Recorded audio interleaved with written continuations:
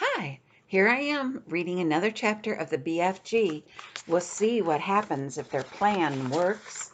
They're at the Queen's Palace, and this is called the Royal Breakfast. There was a frantic scurry among the palace servants when orders were received from the Queen that a 24-foot giant must be seated with Her Majesty in the great ballroom within the next half hour. The butler, an imposing personage named Mr. Tibbs, was in supreme command of all the palace servants, and he did the best he could in the short time available. A man does not rise to become the Queen's butler unless he is gifted with extraordinary ingenuity, adaptability, versatility, dexterity, cunning, sophistication, sagacity, discretion, and a host of other talents that neither you nor I possess. Mr. Tibbs had them all. He was in the butler's pantry sipping an early morning glass of light ale when the order reached him. In a split second he had made the following calculations in his head. If a normal 6-foot man requires a 3-foot high table, then a 24-foot giant will require a 12-foot table. And if a 6-foot man requires a chair with 2-foot high seat, then a 24 giant will require a chair with an 8-foot high seat. Everything Mr. Tibbs told himself must be multiplied by 4. 2 breakfast eggs must become 8. 4 rashers of bacon must become 16. 3 pieces of toast must become 12, and so on. These calculations about food were immediately passed on to the Monsieur Papillon, the royal chef. Mr. Tibbs skimmed into the ballroom. Butlers don't walk, they skim over the ground, followed by a whole army of footmen. The footmen all wore knee breeches, and every one of them displayed beautifully rounded calves and ankles. There is no way you can become a royal footman unless you have a well-turned ankle. It is the first thing they look at when they are doing the interview. "Push the grand piano into the center of the room," Mr. Tibbs whispered. Butlers never raise their voices above a soft whisper. 4 footmen moved the piano. "Now fetch a large chest of drawers and put it on top of the piano." 3 other footmen fetched a very fine Chippendale mahogany chest of drawers and put it on top of the piano. "That will be his chair. It is exactly 8 feet off the ground. Now we shall make a table upon which this gentleman may eat his breakfast in comfort. Fetch me 4 very tall grandfather clocks. There are plenty of them around the palace. Let each clock be 12 feet high." 16 footmen spread out the palace to find the clocks. They were not as easy to carry and required 4 footmen each.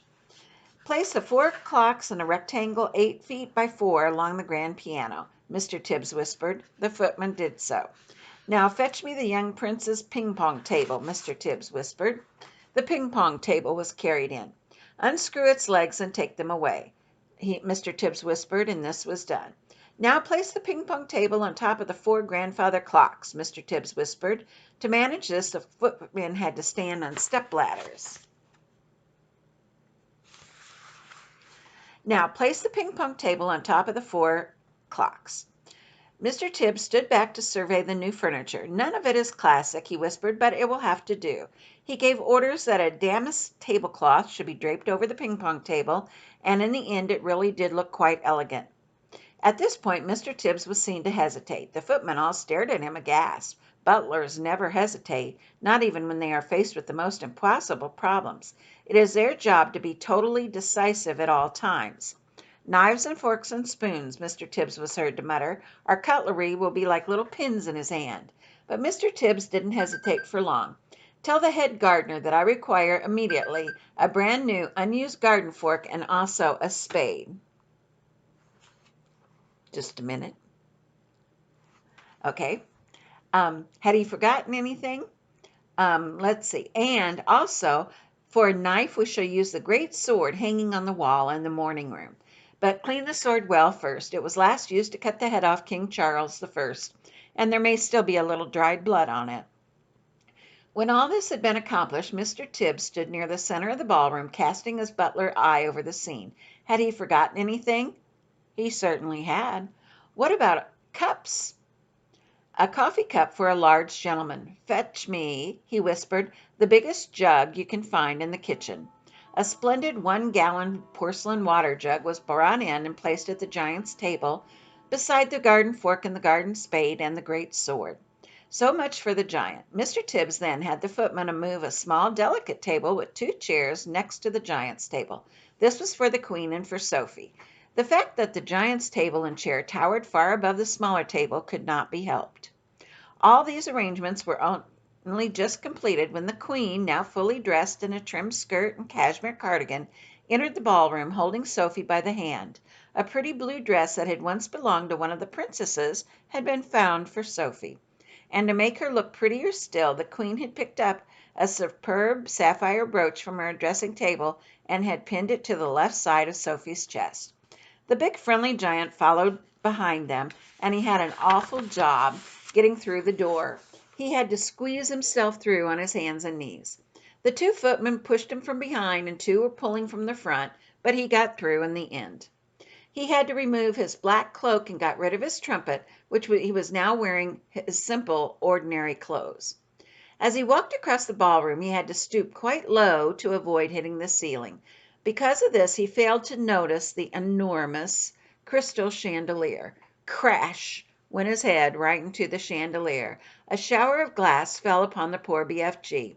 "Gunghammers and bogswinkles," he cried. "What was that?" "It was Louis XV," said the Queen, looking slightly put out. "He's never been in a house before," Sophie said. Mr. Tibbs scowled. He directed 4 footmen to clear up the mess. Then, with a disdainful little wave of his hand, he gestured to the giant that he should seat himself down on top of the chest of drawers on top of the grand piano. "What a fizz-whizzing, blunt-flushing seat," said the BFG. "I is going to be as bug as a snug in a rug up there."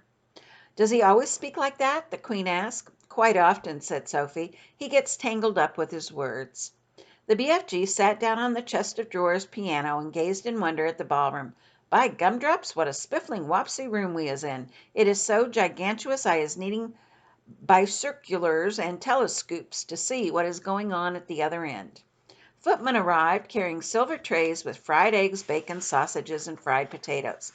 At this point, Mr. Tibbs suddenly realized that in order to serve the BFG and his 12-foot-high grandfather clock table, he would have to climb to the top of one of the tall step-ladders. What's more, he must do it balancing a huge warm plate on the palm of one hand and holding a gigantic silver coffee pot on the other. A normal man would have flinched at the thought of it, but good butlers never flinch. Up he went, up, while the Queen and Sophie watched him with great interest. It is possible they were both secretly hoping he would lose his balance, but good butlers never go crashing.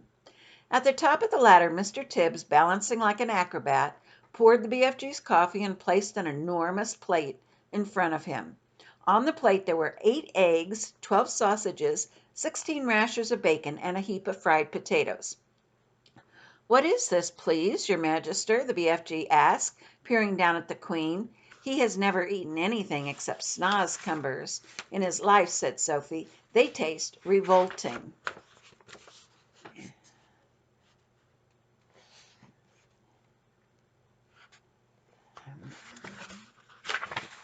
"They don't seem to have stunted his growth," the Queen said. The BFG grabbed the garden spade and scooped up all the eggs, sausages, bacon, and potatoes in one go and shoveled them into his enormous mouth. "By goggles!" he cried. "This stuff is making snozcumbers taste like swatchwallop." The Queen glanced up frowning. Mr. Tibbs looked down at his toes and moved his lips in a silent prayer. "That was only one titchy little bite," said the BFG. "Is you having any more of this delunctious grubble in your cupboard, Magister?" "Tibbs," said the Queen, showing true regal hospitality, "fetch the gentleman another dozen fried eggs and a dozen sausages." Mr. Tibbs swam out of the room, muttering unspeakable words to himself and wiping his brow with his handkerchief. The BFG lifted the huge jug and took a swallow. "Ouch!" he cried, blowing a mouthful across the ballroom. "Please, what is this horrible swig-pill I is drinking, Magister?" "It is coffee," the Queen told him, "freshly roasted." "Oh, it's filthsome," said the BFG. "Where is the frobscottle?" "The what?" said the Queen. "Delumptious fizzy frobscottle," the BFG answered. "Everyone must be drinking frobscottle with breakfast, Magister, when we can all be whiz-popping happily together afterwards." "What does he mean?" the Queen said, frowning at Sophie. "What is whiz-popping?" Sophie kept a very straight face. BFG, she said, there is no frobscottle here, and whiz-popping is strictly forbidden. What? Said the BFG. No frobscottle, no whiz-popping, no glumptious music, no boom, boom, boom? Absolutely not, Sophie told him firmly. If he wants to sing, please don't stop him, the Queen said. He doesn't want to sing, said Sophie. He said he wants to make music, the Queen went on. Shall I send for a violin? No, Your Majesty, Sophie said. He's only joking. A little sly smile crossed the BFG's face. Listen, he said, peering down at Sophie. If they isn't having any frobscottle here in the palace, I can still go whiz-popping perfectly well if I try hard enough. No, said Sophie, don't. You're not to, I beg you. Music is very good for the digestion, the Queen said. When I'm up in Scotland, they play the bagpipes outside the windows while I'm eating. Do play something. I has Her Majesty's permission, cried the BFG. And all at once he let fly with a whiz-popper that sounded like a bomb had exploded in the room. The Queen jumped. Whoopee! Shouted the BFG. That is better than baglepipes, is it not, Magister? It took the Queen a few seconds to get over the shock. I prefer bagpipes, she said, but she couldn't stop herself from smiling. During the next 20 minutes, a whole relay of footmen were kept busy hurrying to and from the kitchen, carrying third helpings and fourth helpings and fifth helpings of fried eggs and sausages for the ravenous and delighted BFG. When the BFG had consumed his 72nd fried egg, Mr. Tibbs sidled up to the Queen. He bent low at the waist and whispered in her ear, "The chef sends his apologies, Your Majesty. He says he has no more eggs in the kitchen." "What's wrong with the hens?" the Queen said. "Well, nothing's wrong with the hens, Your Majesty," Mr. Tibbs whispered. "Then tell them to lay more," the Queen said. She looked up at the BFG. "Have some toast and marmalade while you're waiting." "The toast is finished," Mr. Tibbs whispered. "The chef said there is no more bread." "Tell him to bake more," the Queen said. While all this was going on, Sophie had been telling the Queen everything, absolutely everything, about her visit to Giant Country. The Queen listened appalled. When Sophie had finished, the Queen looked up at the BFG, who was sitting high above her. He was now eating a sponge cake. "Big friendly giants," she said, "last night those man-eating brutes came to England. Can you remember where they went the night before?" The BFG put the whole round cake into his mouth and chewed it slowly while he thought about it. "Yes, Magister," he said, "I do think I remember them where they said they was going the night before. They was galloping off to Sweden for the sweetened sour sauce taste." "Fetch me the telephone," said the Queen. Mr. Tibbs placed the instrument on the table. The Queen lifted the receiver. "Get me the King of Sweden." "Good morning," the Queen said. "Is everything all right in Sweden?" "Everything is terrible," the King of Sweden answered.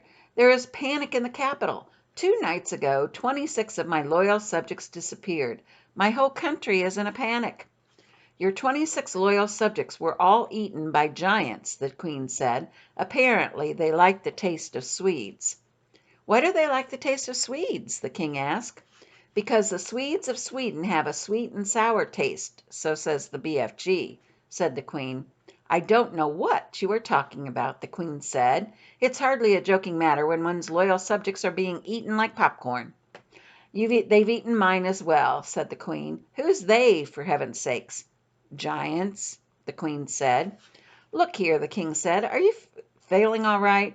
"It's been a rough morning," the Queen said. "First I had a horrible nightmare, then the maid dropped my breakfast, and now I've got a giant on my piano." "You need a doctor quick," said the King.